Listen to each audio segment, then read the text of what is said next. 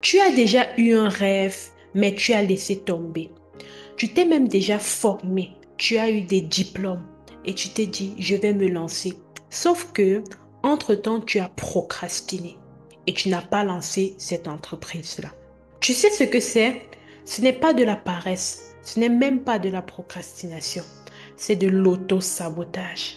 Et aujourd'hui, je vais te révéler les 4 pièges mentaux qui t'empêchent de réaliser tes rêves et qui te font tourner en rond depuis tout ce temps. Ces pièges mentaux-là qui te bloquent, même si tu es brillante, même si tu es excellente dans ton domaine. Bienvenue à toi sur cette chaîne. Je suis Freddy Pascal, Business et Mindset Coach, passionnée de la psychologie humaine, et je te montre sur cette chaîne comment devenir la version de toi la plus améliorée, la plus badass, pour vivre une vie riche de sens et riche d'argent. Je présente l'entrepreneuriat comme étant une des meilleures voies pour apprendre à travailler sur toi et pouvoir réaliser tes ambitions les plus mégalos. Alors, en comprenant les pièges mentaux que je vais te partager, cela va te permettre de reprendre le pouvoir sur toi-même et de reprendre le contrôle sur ta capacité à te leader, ta capacité à aller au bout de ce que tu as commencé. Alors, si ce que je dis résonne avec toi, je serai très heureuse de te voir sur la chaîne des femmes ambitieuses. Pour la petite histoire, je veux que tu saches que si tu passes par ces situations où tu veux lancer quelque chose depuis des années et que tu n'y arrives pas, je ne veux pas que tu culpabilises parce que moi-même qui te parle, j'ai mis 7 ans avant de lancer cette chaîne YouTube-ci et j'ai mis plus de 3 ans à tourner en rond avant de lancer mon activité de business et mindset coaching en ligne. Tu comprends donc que ça arrive à tout le monde. Tous ceux que tu vois aujourd'hui briller ont eu ce moment-là où dans leur vie ils ont procrastiné, ou dans leur vie ils ont cru qu'ils étaient paresseux, mais en réalité ce n'était pas de la paresse, c'était simplement des comportements mentaux qu'ils avaient ancrés en eux depuis l'enfance et qui les empêchaient de devenir riches, de réaliser leurs rêves les plus mégalos. Donc, j'espère que par cette vidéo, tu pourras avoir des déclics et prendre la décision dès aujourd'hui d'aller au bout de ce que tu as prévu faire. Je sais que si tu suis cette vidéo, c'est parce qu'au fond de toi, tu sais que tu es faite pour plus. Tu sais que tu veux aller loin et tu sais que tu as une grande destinée. Alors, il est important de comprendre toutes les embûches qui peuvent vraiment t'empêcher d'atteindre tes objectifs. Et le premier piège que je voulais partager avec toi, c'est que tu veux que tout soit parfait. Le piège du perfectionnisme. Tu sais, tu es toujours là à peaufiner ton programme. Tu prends vraiment plus de temps à peaufiner qu'à te lancer. Et je vais te dire une chose, c'est que très souvent, le perfectionnisme cache une peur. La peur d'être jugé, la peur d'être mal vu, la peur d'être visible. D'accord? Donc la clé ici, c'est d'adopter l'attitude de l'action imparfaite. Vas-y et commence avec un post. Si tu t'es formé en coaching, vas-y, crée ta page sur les réseaux sociaux, crée un profil professionnel et commence à poster, commence à partager du contenu. C'est comme ça que dans l'action, dans le feu de l'action, tu vas recevoir la direction divine. Alors, il faut savoir qu'on est tous dans un processus perpétuel d'amélioration. Et ce n'est que lorsque tu es en action que tu peux songer à une potentielle amélioration. Si tu ne fais rien, qu'est-ce que tu vas améliorer? Donc, tu comprends donc que si tu attends d'avoir tout parfait avant de commencer, tu ne vas jamais commencer.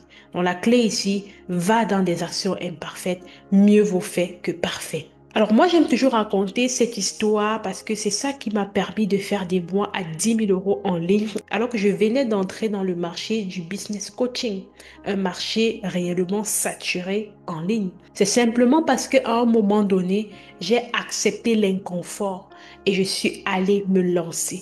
Je suis allée me jeter à l'eau. C'est dans l'eau qu'on apprend à nager. J'ai commencé à poster mes premiers posts. Au début, c'était très amusant. Alors, je postais juste des citations au début et c'est comme ça que je me suis dit, ah, il faut que maintenant, j'essaye de faire des vidéos. Ah, j'essaye d'abord de mettre même ma photo et c'était un challenge. Je peux te rassurer que j'ai passé des nuits et des nuits après avoir posté ma photo sur les réseaux. J'avais honte d'aller regarder ce qui s'est passé. Donc, j'ai fermé mon ordinateur. Et je demandais juste à mon conjoint, est-ce que tu peux regarder ce qui se passe là-bas? Tellement j'avais peur d'être jugée de ce qu'on allait dire. Donc je veux juste te dire que c'est un sentiment normal. Et tant que tu n'acceptes pas de boire cette coupe-là, tant que tu n'acceptes pas cet inconfort-là, ben, ce sera difficile malheureusement d'évoluer. Mais si tu acceptes cet inconfort-là qui est passager, tu vas goûter aux fruits de la réussite demain. Ça, je peux te garantir. Et ces fruits, ils sont juteux. Le deuxième piège mental dans lequel beaucoup de personnes qui veulent se lancer tombent, c'est qu'elles disent qu'elles ne sont pas encore prêtes. Mais ce qu'elles ignorent, c'est quoi? C'est que cette prétitude-là, une fois de plus, ça vient dans l'action. Et qu'est-ce qu'elles font? Très souvent, voilà, elles attendent d'avoir un bon site web, un bon logo, une belle page bien présentée avant de commencer à faire n'importe quoi. C'est comme ça que très souvent, elles tombent dans des dépenses compulsives, à payer pour réaliser des sites web, alors qu'elles ne savent même pas encore comment trouver des clients. Et ça, c'est une véritable erreur. Donc le but ici pour toi, c'est d'aller une fois de plus dans le feu de l'action et de commencer avec les ressources que tu as. Oui, c'est important de faire un bilan de compétences et de voir qu'est-ce que tu as déjà sous la main, d'aller vraiment avec la force que tu as. Parce que c'est au fil du processus, lorsque tu vas par exemple avoir tes premiers clients, que tu vas acheter une meilleure caméra, lorsque tu vas avoir tes premiers clients, que tu vas aller payer par exemple pour faire des tunnels de vente automatisés. Mais au départ, il est important que tu comprennes le processus et que tu fasses ton école, que tu vives ton expérience à toi. Parce qu'aujourd'hui, tout le monde peut parler, l'information est disponible partout. Mais ce qui va faire la différence, c'est à quel point tu as vécu ce dont tu es en train de parler, à quel point tu as à quel point tu as fait ton école, parce que c'est derrière l'école justement qu'on devient crédible. Et tant que tu n'acceptes pas d'aller à l'école, d'aller vraiment faire tes classes, ok, en expérimentant cet inconfort-là, qu'est-ce que tu diras à tes clients? Qu'est-ce que tu diras aux autres personnes? Le piège numéro 3 ici, c'est que tu penses qu'il faut être légitime pour commencer. Il y a beaucoup de personnes, lorsqu'on leur dit lance-toi, ah, je n'ai pas encore le diplôme officiel, je n'ai pas encore les résultats, je n'ai pas encore ci, je n'ai pas encore ça. Tu sais, je vis en Allemagne et j'ai remarqué un phénomène. C'est que l'allemand, il met beaucoup l'accent sur l'expérience que tu as eue. Parce qu'on a compris que tout le monde aujourd'hui peut avoir le diplôme. Mais quelle est l'expérience que tu as eue dans le domaine où tu veux exercer? Et moi, j'ai envie de te dire ici que dans ta vie, lorsque tu veux exercer dans un domaine, va regarder dans ta vie qu'est-ce que tu as vécu. Parce que très souvent dans nos vies, nous avons des expériences qui nous prédisposent à réussir dans un domaine précis. Lorsque j'étais plus jeune et que je faisais des présentations en classe, on me disait toujours, waouh, mes présentations sont magnifiques, elles sont impeccables, tu es vraiment la queen des maestros. Et quand j'ai débuté et que j'ai commencé en ligne, je faisais des reels, des petites vidéos pour capter l'attention, pour édifier et tout. Et il y a mes camarades de classe qui ont commencé à m'appeler la queen des reels. Ça m'a marqué parce que ça m'a rappelé à cette séquence de l'enfance-là où on me disait, tu sais très bien présenter, tu sais capter ton audience, tu es éloquente et tout. Et vous voyez que j'étais comme prédisposée à faire des vidéos. Et même, je suis chrétienne, lorsque j'étais en pleine méditation une fois, j'ai reçu fortement cette indication-là, fais des vidéos.